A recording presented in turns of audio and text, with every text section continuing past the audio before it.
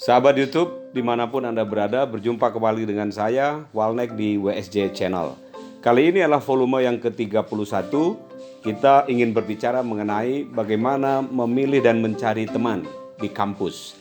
Ini penting karena ada peribahasa mengatakan 1000 teman tidaklah cukup, tapi satu lawan atau musuh sudah jauh lebih dari cukup.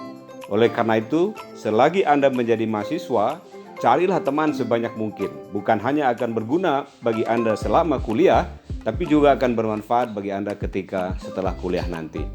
Makanya hari ini saya ingin memberikan 3 tips utama bagaimana Anda bisa mencari teman dengan baik dan dengan efektif. Tips yang pertama, Anda harus merencanakan berbagai kategori, paling tidak 5 kategori teman. Jangan hanya Anda punya teman belajar saja. Jangan Anda punya teman membuat PR saja, tetapi Anda harus punya beberapa kategori teman. Yang pertama tentu teman belajar. Teman seangkatan, teman sekelas otomatis akan menjadi teman belajar Anda. Yang kedua adalah teman berorganisasi. Kuliah juga penting untuk kita belajar berorganisasi, supaya kita bisa memanage, mengelola waktu kita, supaya kita bisa mengelola orang, supaya kita bisa berpengalaman dalam menyelesaikan persoalan-persoalan yang ada dalam kehidupan ini. Kategori ketiga, teman dalam meningkatkan spiritual kita, kerohanian kita. Teman mengaji, teman melakukan kajian-kajian, sehingga kita juga terjaga dan juga kita berkembang aspek spiritual kita. Sehingga kita bisa terus mengenal Tuhan, mengenal Allah Subhanahu wa taala, sehingga kita terhindar dari hal-hal yang tentu tidak diinginkan. Demikian juga dengan kategori yang keempat, teman kegiatan sosial. Anda perlu punya teman juga yang bisa berlatih diri Anda untuk meningkatkan kemampuan sosial Anda, kemampuan berbagi Anda, kemampuan melihat aspek-aspek kemanusiaan yang ada di lingkungan Anda.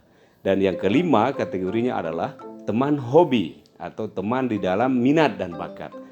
Kuliah tidak melulu harus belajar. Kuliah juga tidak hanya berorganisasi, tapi salurkan hobi sehingga membuat diri Anda, jiwa Anda, fisik Anda, raga Anda menjadi selalu sehat. Apakah Anda hobi berolahraga, hobi berkesenian, hobi berpuisi, sastra, dan lain-lain.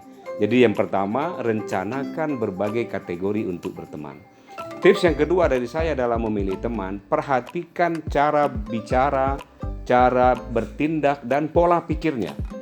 Karena tidak bisa kita hindari, ada orang yang kadang-kadang agak lari atau agak salah dalam cara dia berpikir, dalam cara dia bersikap, dan cara dia bertindak.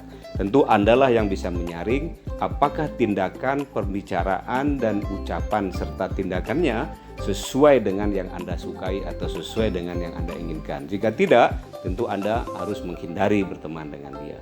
Dan tips yang ketiga dari saya adalah perhatikan lingkungan pergaulannya. Di mana dia bergaul, di lingkungan mana dia berada, sering melakukan kegiatan dengan lingkungan mana dia.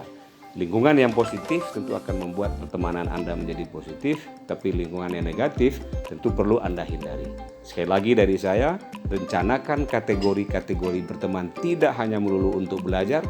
Kemudian yang kedua, perhatikan gaya bicara, gaya berpikir, dan gaya bertindaknya dia. Dan yang ketiga yang paling penting adalah perhatikan lingkungan pergaulannya. Dia bergaul dengan siapa? Apakah dia bergaul dengan orang yang baik-baik atau bergaul dengan lingkungan yang katakanlah kurang baik? Mudah-mudahan bermanfaat bagi Anda. Di balik kesulitan pasti ada kemudahan. Di balik kesulitan pasti ada kemudahan. Jangan lupa subscribe, like, dan share WSJ Channel ini. Dengan demikian Anda sudah membantu untuk pembangunan sekolah gratis bagi kalangan tak punya. Salam.